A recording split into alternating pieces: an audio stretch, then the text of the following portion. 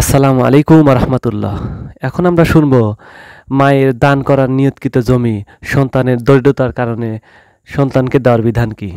চলুন শুরু করি।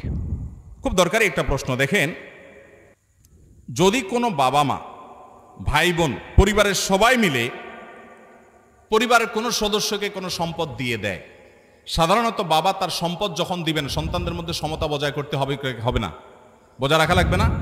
একজন সন্তানকে জমি দিল, আরেকজনকে দিল না, এটা জায়েজ হবে?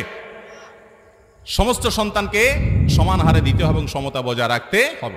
এখন যদি ভাই বোনরা নিজেরা স্বতঃস্ফূর্তভাবে বলে, না আমাদের এই বোনটা দুর্বল, আমরা এই জমিটা দিয়ে দিলাম, সবাই, আমাদের কোনো দায় দাবি নাই, বাবা মার সবাই মিলে যদি সন্তুষ্ট চিত্তে খোলা মনে হাসি মুখে যদি দিয়ে দেয়, তো সেটা নাজায়েজ হওয়ার কোনো কারণ নাই।